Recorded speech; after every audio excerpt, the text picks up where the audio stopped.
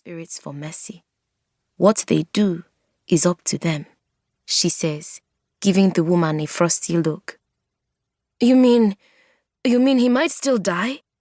The woman says, her creamy face growing paler. Mommy is the best healer in all Oyo, I say proudly. She won't let him die. The woman shrinks from my gaze, busying herself with loose threads on the waistline of her silk dress, arrogance driven away by fear. Turning back to Mommy, I hold out the cracked bowl without a word. I know what she would say, why she didn't bother responding. Just because we don't understand others doesn't mean they deserve our ridicule or hatred. Never mind that we're the only ones required to live by such a rule. Mommy tilts the boy's head up and pours the palm wine into his mouth. He gurgles feebly, but drinks it all. She lays him back down, and I fetch the palm oil and salt from the cupboard. There are only a few drops left in a jar of palm oil that was supposed to last 6 months. Too many healing rituals. Harmattan season is upon us, and it's dry.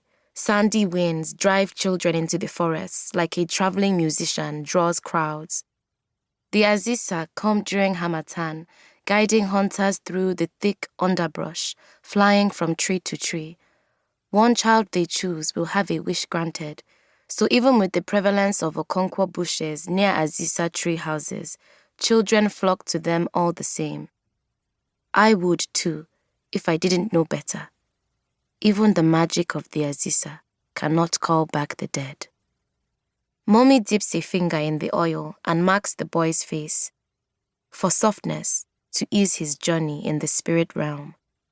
Then, she dabs some salt on his tongue, to remind him of the taste of human life. I stretch a hand over his chest, but she shakes her head. You will wear out. I don't need half as much rest, I insist.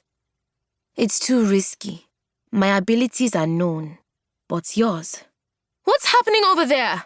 The woman asks, voice rising to a shriek. What are you saying? I realize now that Mommy and I have slipped into our native tongue, Yoruba, a relic of the past kingdom, outlawed in public. She's preparing for the ritual, I say quickly in Charan, offering the woman an apologetic smile. She wants to make sure everything goes well. The woman narrows her eyes. If anything happens to him, I'll make sure you rot in Mascon prison, where you belong. I draw in a breath, feeling as though I've been slapped. You should be first to die then, for letting your child fall ill in the first place.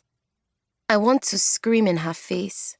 The woman spits again, and it takes everything I have to hold myself still. Mascon, Adalu. It's times like these, when these insults wash over me, that I drown in a well of anger. There are so many words for what we are, words sung over me like a lullaby of curses since my birth. The message is the same. We are not human. We are tainted, tools to be used and discarded.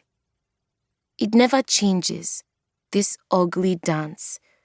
This woman no doubt came here for the winter festival, perhaps to meet a friend she hadn't seen in many moons, or even a lover. Wealthy Ain guardians like her flock to Oyo like crows settling on a corpse. Celebrations here are cheaper. The people willing to bow when they see a light-skinned face. They are ready to worship, and Ain guardians crave worship. When they run into trouble, they look to Mommy and me.